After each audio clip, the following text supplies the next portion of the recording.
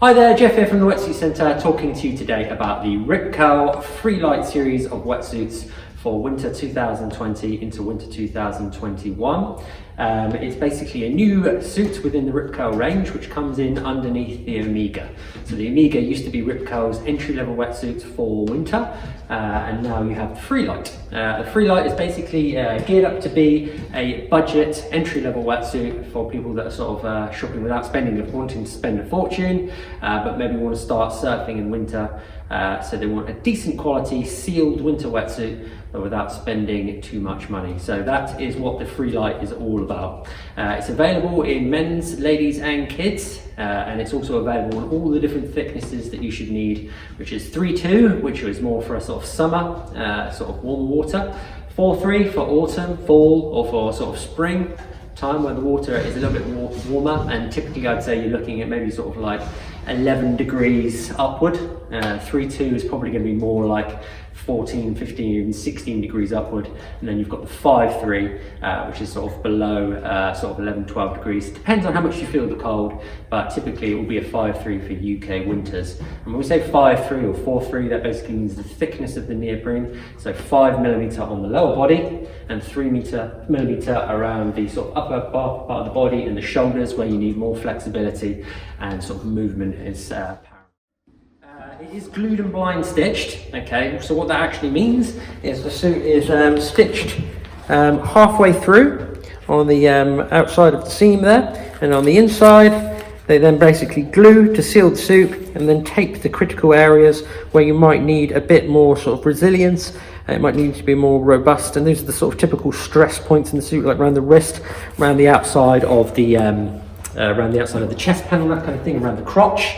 Where there's more stretch basically, so you need a bit more resilience within the wetsuit. Okay, so top to bottom it's a Freelite neoprene. Okay, give you a sort of demonstration of the flex. It's glued and blind stitched the whole way through. The paneling of the suit is slightly different between the Omega and then obviously up into the more expensive suits. And the more money that you spend, the more high quality neoprene you're going to get at the end of the day. More technical features like thermal lining, taped seams, liquid taped seams, all that kind of thing, and even down to the sort of like the zips that they use, and the kind of like the knee pads and all this kind of thing. It's all just a little bit more high spec. But within the Freelite, you basically got quite a basically panelled suit. So one thing you'll notice is you don't have that sort of smooth skin panel. You do get that on the Omega, and that's quite good sort of material they use to keep wind out of the suit. But having said this is still sort of double lined the whole way through. It's called double line neoprene.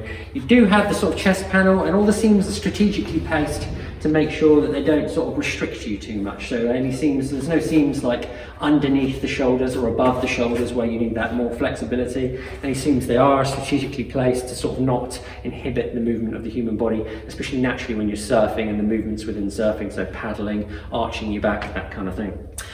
So that's the good thing about the suit. The paneling is very nice within the suit. Okay, but there is no smooth skin on the front or on the back. Okay, there is no sort of smooth on the inside of the collar as well. It's just the standard neoprene, so you might find might be a bit more prone to rash and rub.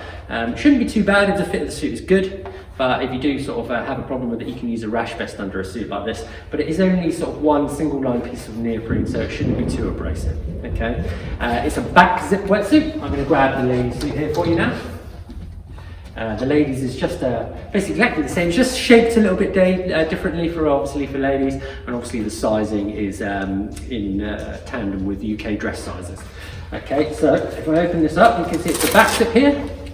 It's a Velcro around the neck, and you can adjust that as what feels good. It's a YKK zip, which is a good quality zip, which is non-corrosive, so it won't corrode with salt water. The lanyard is actually tucked to the top of the inside of the suit, which is a nice touch as well, to stop you having to reach around and grab it. It makes things a bit easy. And one good thing that you do get with the Freelite wetsuit as well is you get a back panel. Okay, so this is a piece of neoprene under the back panel. Basically means any water that washes in through the top of the suit, rather than going into the actual suit itself, will be met with this back panel and drained out of the bottom of the suit here as well. So not too much water should actually go into the suit, so you should stay a bit warmer for longer. Cool little touch, a bit old school here. You've got a bit of a key pocket under the back zip, which I think is a nice touch. And basically it's obviously only good for house keys or a lockbox key, that kind of thing. And then there's also a piece of Velcro here as well, so you can fold that back in on itself, and it will stop any sort of like Velcro grabbing onto the neoprene itself and baubbling your wetsuit. So that is there to sort of stop the baubbling of the suit. What I'm going to do now, move slightly further down the suit, which is another important thing. You've got the Duraflex knee pads, which is a standard material. You pretty much use this in any sort of wetsuit from top of the range to bottom of the range. It's just a really robust material to stop wear and tear on the knee pads, especially good for learning surf, that kind of thing, where you typically find that you spend a lot of, you use your knees quite a lot when you're actually getting up on the board. So that stops wear and tear there. If I turn the suit inside out, you can have a little look at what's going on inside and some of the sort of key features there.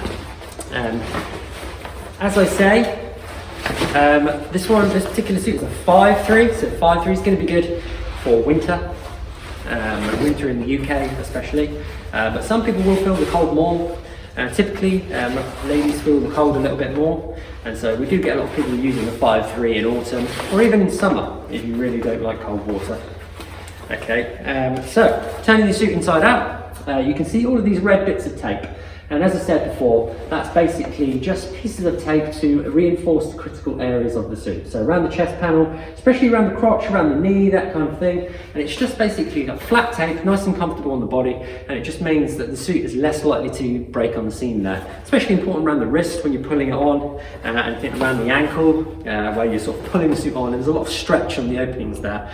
So obviously that will stop the suit ripping or tearing, and you'll also basically get a bit more shelf life out of the suit. But having said that, all of the Rip Curl wetsuits, as with most manufacturers, you do get a year's warranty, and a year's warranty will just basically cover you for sort of workmanship on the suit, so things that shouldn't fail, like seams, zips, and that kind of thing. Okay, pop this suit down. So that's pretty much everything going on with the Freelite, everything that you need to know. Essentially, it is a budget wetsuit. Okay, so you get what you pay for at the end of the day, and that is a slightly lower grade neoprene, but that is still sort of flexible, and it's still like, you know, 10 years ago this probably would have been like more of a top of the range suit, 10, 15 years ago, but now it's sort of like an entry level suit. You haven't got that really super flex, but it's robust. It's nicely cut, so it's a good fitting suit. They've put a lot of time into that, and most of all, it's just well priced, and it's an extremely sort of good value suit for the money. And so if you're thinking of just getting into a sport, but you don't want to spend loads of money, maybe you're not going to be using the wetsuit that much, then I'd say the Freelite is a really good option for yourself. It's really good for kids as they're growing as well. You don't want to spend too much money on a kid's suit because obviously it won't fit them in too long. So it's a good option for kids and for people who are shopping on a budget for whatever reason. But that's the Rip Curl Freelite for 2020 going into 2021.